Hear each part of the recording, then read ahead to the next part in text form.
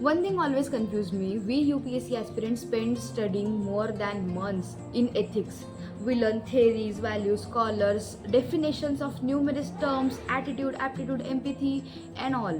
But after closing that books, do we actually live those values? Or is ethics just in another subject to score good marks in the exam? One thing that I learned spending so many months ethics, that UPSC does not want us to define that things in your answer copies. It literally wants us to become a good human being, and that values, that ethical values, norms, and all that we learn is literally are there.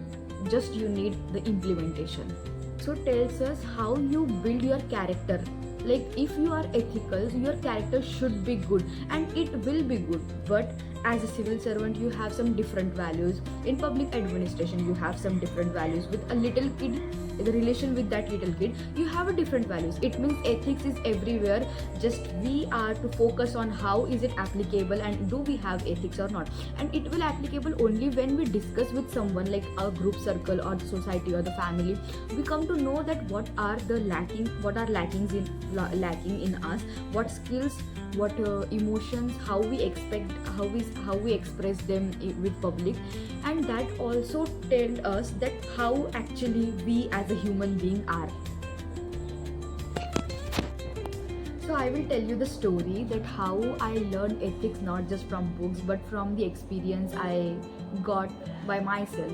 It was one day when me and my friends, female friends, went outside, and while coming back we had some contrasting decisions. Like some of us want that we have to go toward the hostel, and the other few wants to have some tea, and we are already running late. It was 7 p.m. in time, and we are just 7:05 like on that square. It was just about 500 meters away, and we are outside the restaurant. So we made the decision, okay, just go, whoever want to have a tea at the back in the tea stall, and they are trustworthy people. That tea stall we go every day. So they went, and we decided that we will wait for you at the square. So just come in 5 to 10 minutes, and then we'll go together.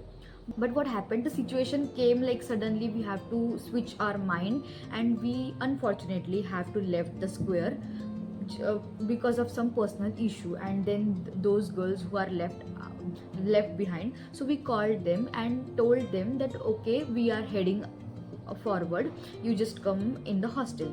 And they said okay, just okay. And they said then after few times at 8 we were at our home, and they just came and they said that how could you left us behind, what was the problem, we were together, so why would you left ahead. And I was just saying, I was explaining the situation, what was it. But they were also they were also hurt by our situation. And at that point we both are having different perspectives, but we both are fair enough to judge ourselves, to judge the situation, because their perspective of that situation is also correct, and my perspective for that situation is also correct. But the problem arises then when we are not able to listen to any others, that there was a communication skill gap, and we were just explaining ourselves, our point of view, we were just justifying our action rather than understanding the situation. We were just hitting on the arguments again and again. Someone is louding our voice, someone is arguing again, and they were crying, and everything happens at the moment. And I go at extreme, and I said, what was the need for you to go or the tea stall at that point? We were together now, so why don't you come? And she said like, okay, now you will blame me in this situation in this way. And I was like, it was not my intent, but obviously the situation was there, and we were not able to explain anyone else. And that point comes when we realize that the situation which was emotionally drained is now completely turned into a big conflict and destruction of our friendship. At that point we feel like we are not understanding anyone else in the group, and we just are here just to not for anything.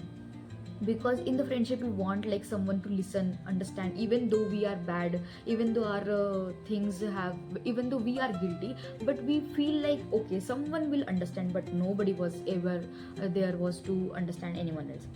And I don't know, but I felt bad after some point of time. Then I understand what was the situation. And when I was learning some point of some day before about the ethics, there was ethics in public administration, there was ethics in family, and then I learned about the values like tolerance, acceptance, emotional understanding, anything.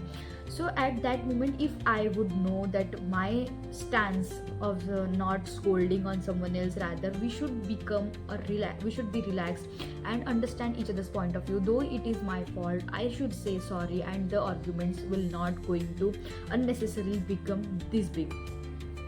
And this is how it turned out. Like I understand that in our family also there are four people, five people with different perspectives, and sometimes we don't understand them. We don't feel like why is he unnecessarily arguing with me, and we feel like furious, and we feel like everything will be destructed, we are so angry. But at that point also we understand, we come to the conclusion that, oh, it's okay, it's his or her nature, we have to accept. And that's how the family grows. And in these generations we are like, we should understand more enough. So the point to say is like, the ethics that I learned in this situation is not just from the book, but it's from the experiences also. And if we apply those values, if you know the term, if you know how it is existed, so we come to apply it very properly. So at that point of time, I realized that ethics is not just about that to be tested in the examination as an UPSC aspirant, but it is also tested everywhere and every situation in the ordinary conversation. We have to be ethical, we have to learn the values, we have to inculcate them with ourselves, and that's when we become a good person first, and then maybe a good officer then.